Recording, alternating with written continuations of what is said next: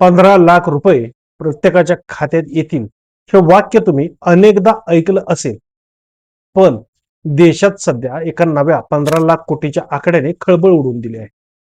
होय, तुम्ही बरोबर ऐकलं. 15 लाख कोटी रुपये. भारतातील चौथी सर्वात मोठी कंपनी आणि जगात स्वतःला सोन्याची सर्वात मोठी व्यापारी म्हणवणारी राजेश एक्सपोर्ट्स सध्या गंभीर आरोपांच्या भोवऱ्यात अडकले आहे. पण या प्रकरणाचे गांभीर्य नेमके किती आहे? भारतीय शेअर बाजाराच्या इतिहासात हर्षद मेहता, केतन पारेख, कोळसा वाटप, नीरव मोदी आणि मेहुल चोक्सी यासारखी अनेक मोठी प्रकरणे गाजली. मात्र राजेश एक्सपोर्ट्स प्रकरणाने एक वेगळाच प्रश्न निर्माण केला आहे.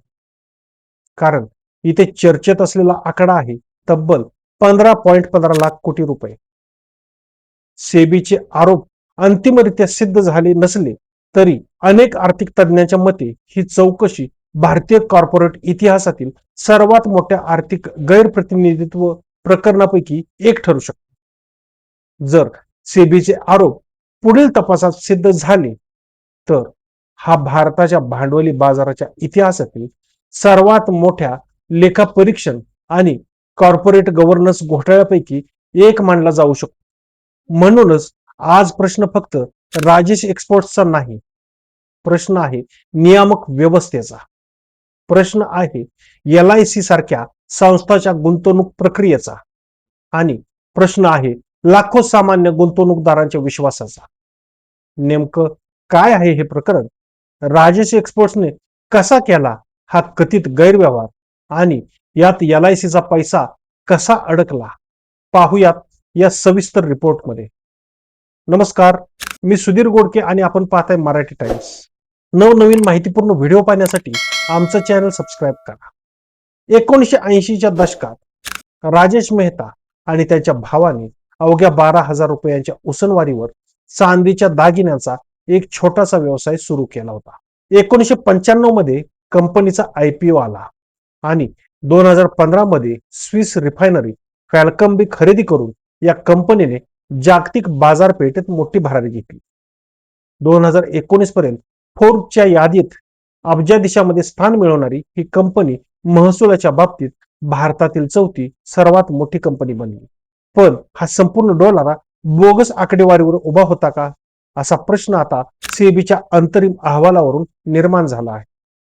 सेबीच्या अंतरिम अहवालानुसार राजेश एक्सपोर्ट्स कंपनीने 2022 ते 2025 या 5 वर्षात दाखवलेला तब्बल 15 लाख कोटी रुपयांचा महसूल बोगस असल्याचे समोर आले आहे.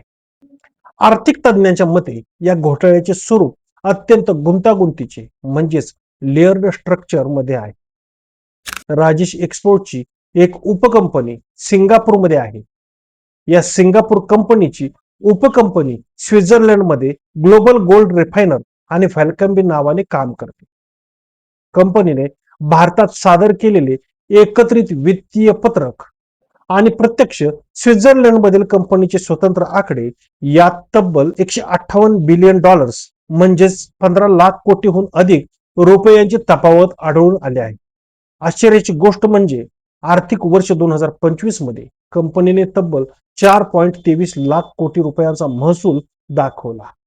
पण त्यांचा निव्वळ नफा फक्त 95 कोटी रुपये होता.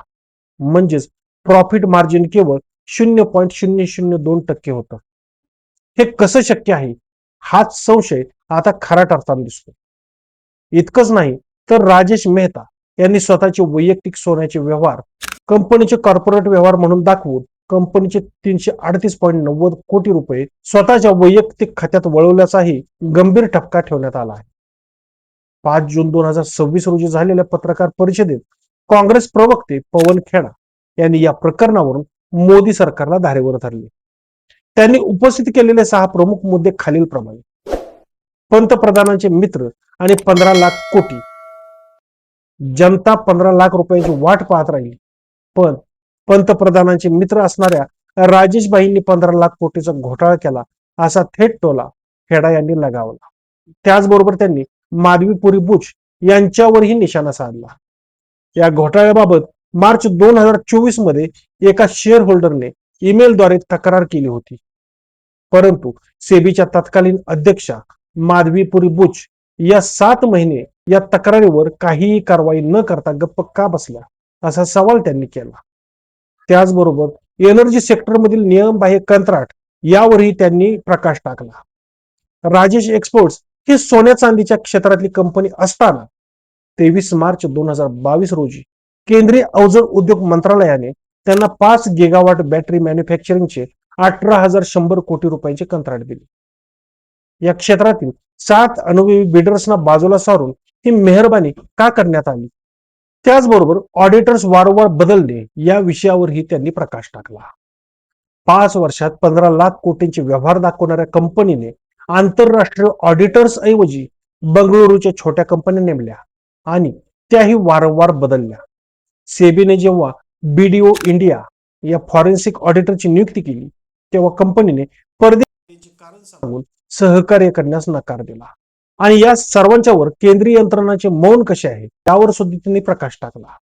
जेव्हा राजकीय विरोधकावर कारवाई करायची असते तेव्हा ईडी, सीबीआय, एसएफआययू, एफआययू या यंत्रणा 24 तास सक्रिय असतात. पण जिथे सामान्य लोकांचा पैसा बुडत आहे तिथे या यंत्रणा आणि पंतप्रधान गप्प का, असा सवाल काँग्रेसने केला. या संपूर्ण घोटाळ्यात सर्वात मोठा फटका बसला आहे तो देशातील सामान्य जनतेचा पैसा असणाऱ्या एलआयसीला. मार्च 2016 मध्ये एलआयसीची राजेश एक्सपोर्ट्स मध्ये फक्त 1.99% गुंतवणूक होती. ही गुंतवणूक मार्च 2026 पर्यंत वाढवून थेट 10.8% करण्यात आली. फेब्रुवारी 2023 मध्ये या कंपनीचे मार्केट कॅपिटल 28,000 कोटी रुपये होते, जे 5 जून 2026 पर्यंत घसरून फक्त 3,000 कोटी रुपयावर आले. म्हणजेच देशातील गुंतवणूकदारांचे आणि एलआयसीचे 25,000 कोटी रुपये मातीत मिळाले आहेत. याशिवाय कॅनरा बँकेची 500 कोटी रुपयांचे कर्ज या कंपनीकडे थकीत आहे. आता आर्थिक तज्ञांनी सवाल केलाय, भूतकाळात बँकेच्या व्यवहाराबाबत जसा फोन बँकिंग हा शब्द बदनाम झाला होता तशीच ही एलआयसीची फोन गुंतवणूक होती का? गुंतवणूक करताना एलआयसीच्या नॉमिनी डायरेक्टर्सने काय वॉच ठेवला? एलआयसीने एखाद्या बुडत्या किंवा संशयास्पद कंपनीत पैसे टाकण्याची ही पहिलीच वेळ नाही. यापूर्वीही एलआयसीच्या अशा अनेक गुंतवणुकी वादात सापडल्या आहेत. यामध्ये मेहुल चोक्सी यांच्या गीतांजली जेम्स मध्ये 2012-13 मध्ये सुमारे 200 कोटी गुंतवले होते, जे बुडाले. डीएचएफएल आणि रिलायन्स कॅपिटल जे अनिल अंबानीची कंपनी आहे, या कंपन्या दिवाळखोरीत निघाल्या, तिथेही एलआयसीचे पैसे अडकले.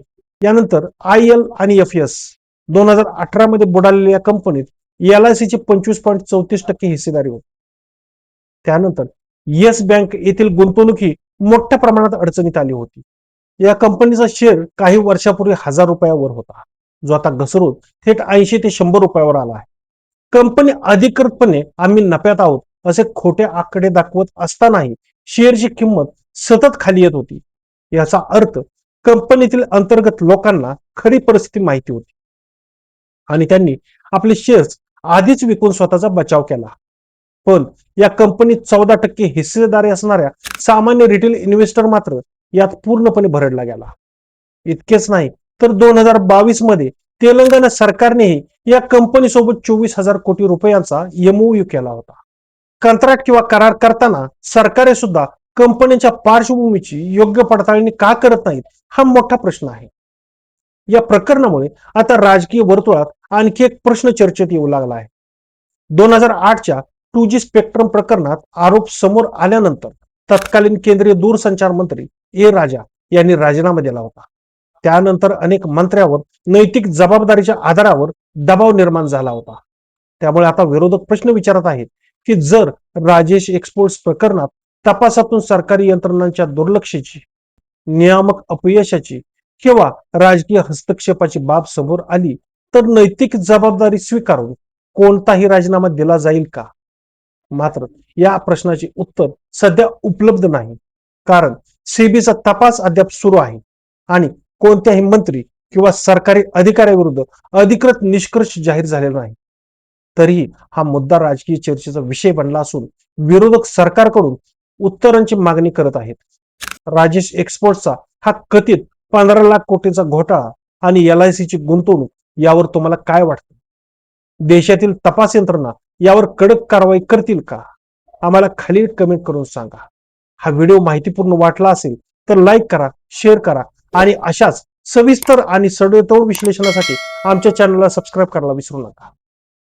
धन्यवाद.